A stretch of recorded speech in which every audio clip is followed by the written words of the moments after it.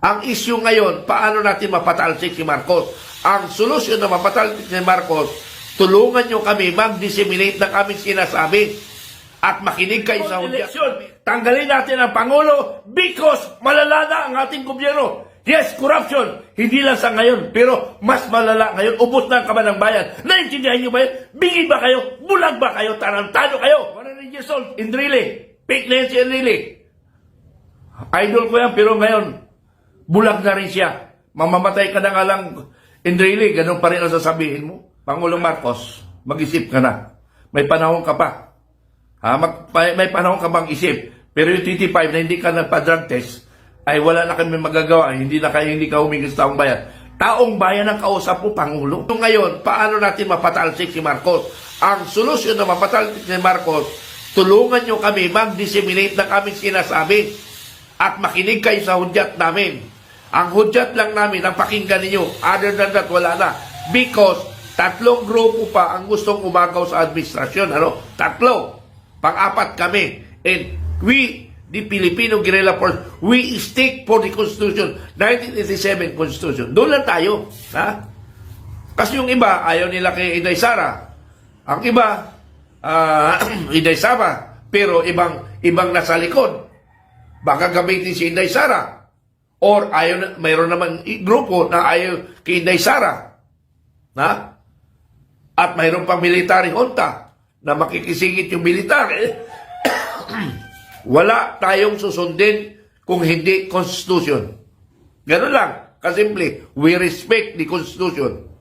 I-amend lang yung Constitution natin na babaguhin. Basta objective natin, mga kababayan kong nagmamahal sa ating bayan. Corruption, abuse of power, yung drugs, communist. And that is our priority. Number one, i-resolve natin ang COMELEC. Ngayon, kung ayaw na pumayag, i-dissolve ang COMELEC. For what? For what tayo mag-aalsa? The same as usual? The same side sa 1? The same side sa 2? Side sa 2? Ano nangyari sa bansa natin? Lalong lumulubog. Kaya nga, i-overhaul natin ang gobyerno. With the support of the Filipino people. Yun ang objective natin. Kasi nga, magpalit tayo ng administration. Magpalit tayo ng administration. Pero, ganoon pa rin. Ay, putang ina. Hindi na kami magpapakamatay nito kung ganoon lang. Nangyari na kila Ronasan, kila General Ramos, kila Enrile. Nangyari na rin to kay General Reyes. Withdrawal of support. Nangyari, withdrawal of support, iyan pa rin. Ay, hindi kami papayag yan ni Supremo. Tandaan nyo yan.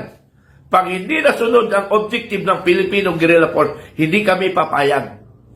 Kaya nga yung iba, takot sa amin makipag-cooperate kasi ayaw namin yung gusto nila. Ano yung gusto nila? Gusto nila hindi pa upoy si Inday Sara. Hindi kami pupwede. Kasi mayroong nasa likod nila. It's either junta or communist or socialism. Binibigyan ko kayo ng idea, binibigyan ko ng idea, Pilipino. Please share this my vlog. Ito na, pinakalas na vlog namin. Share this vlog. Para makatulong kayo, hindi kayo puro dada kayo na dada. Tumulong kayo, i-share nyo ito dahil may gustong umagaw sa power. Una, gusto nila maging socialism ang bansa natin. Pangalawa, gusto nila military junta. Pangatlo, gusto nila ng capitalism. We stick for Constitution. Who is the successor? Is the Vice President. Now, kung ayaw nila kay Inday Sara, hindi po pwede rin yun. Makipag-away kami.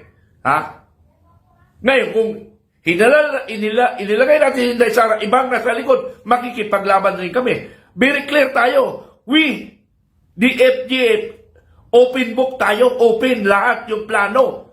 Pero sila, nakatago ang plano. Punyeta.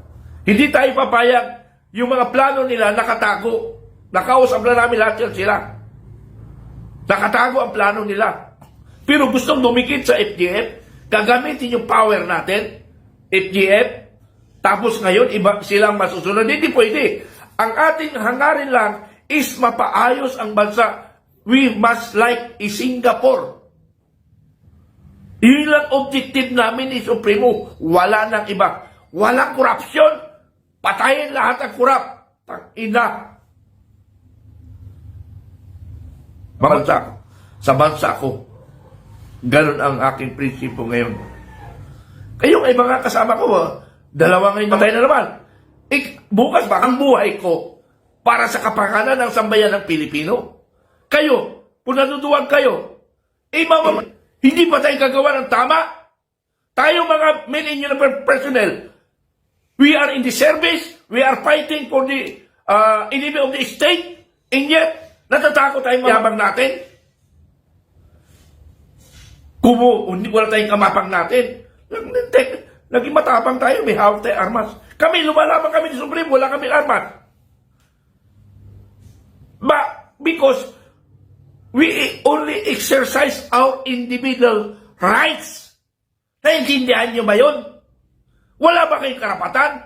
Ang daming matatapang, diyan, basagulero, yabang dito, yabang doon. Pero your individual rights, natakot kayo. Lalo na mga pensioner. Natakot kayo. Bakit kayo natakot? Matakot kayo matanggalan ng pension? Matakot kayo parang ina. Nasaan yung ating prinsipyo? Nasaan yung prinsipyo na ipaglaban natin ang ating bansang Pilipinas? Nasaan yun? Nasaan yung tapang natin na tipinsan ang ating bansa? Nasaan kayo? We are receiving pension coming from the Filipino people. Without them, wala tayong pensyon. Ngayon, binawasan na nga tayo ng administrasyon ngayon. Hindi pa kayo kumikibo. Asan kayo? Nyeta. I'm sorry for the word. I'm challenging you, everyone, pensioner. Civilian pensioner. Men uniform personnel. I challenge you, everyone. Puro kayo tada, puro kayo buka-buka dito. Mayroon nabasa ko na, I support President Marcos Jr. Magandang ginagawa. Against kami doon sa mga MUP, ganyan-ganyan, tarantado. We are only fighting our rights. We are only protecting our country. Naintindihan nyo ba yun? Ano ang kasalanan namin sa batas? Sige nga, tanungin ko kayo. Anong mali ang ginagawa namin? Tanungin ko kayo. Yung magrevolusyon, hindi. Kayo ang nag-distractor ng ating bayan. Kaya lang umaalma ang taong bayan. Hindi kami. Kami lang ay umaaksyon. Magis nyo? Wala kaming violation. Ano ang violation namin? Puro kayo dada. Katulad nyo na panungkang kami na babae. Tanggalan kami ng pensyon. For what? What is the reason behind? Para tanggalan nyo kami. We are only fighting our individual rights. Anong karapatan natin? Karapatan natin na subaybayan ang ating bansa, karapatan natin i-recall election, tanggalin natin ang Pangulo because malala na ang ating gobyerno. Yes, corruption, hindi lang sa ngayon, pero mas malala ngayon, ubos na ang kaban ng bayan. Naintindihan nyo ba yun? Bingin ba kayo? Bulag ba kayo? Tarantado kayo? Pumalit lang ang mundo. Tandaan nyo yan. Tingnan ko ang tapang niyo, salita nyo. Doon kayo ipapaliwanag kung tama ba yung sinasabi nyo, gago. Ha? Gago kayo. Okay. Sa Filipino Guerrilla Forces, we have no qualification. Our qualification to be a member of Guerrilla Forces, Filipino Guerrilla Forces. Ang qualification, you love the country. You are a Filipino. That is only the qualification.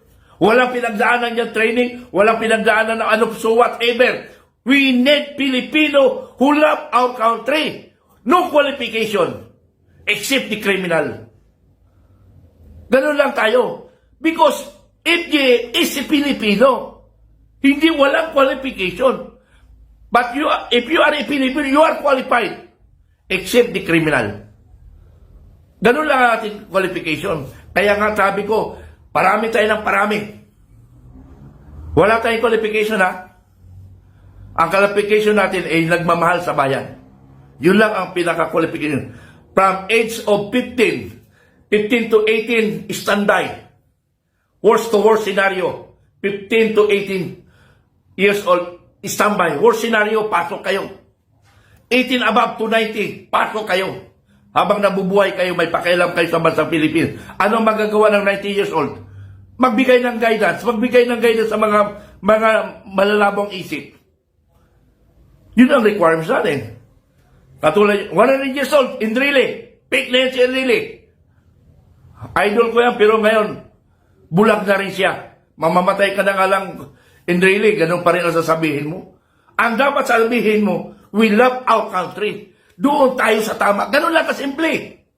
Ngayon, kung tama si President Marcos, digo tayo kay Marcos. Kung mali siya, against tayo sa Marcos. Pangulong Marcos, mag-isip ka na. May panahon ka pa. May panahon ka bang isip. Pero yung TT5 na hindi ka nagpa-drug test, ay wala na kami magagawa. Hindi ka humingi sa taong bayan. Taong bayan ang kausap mo, Pangulo.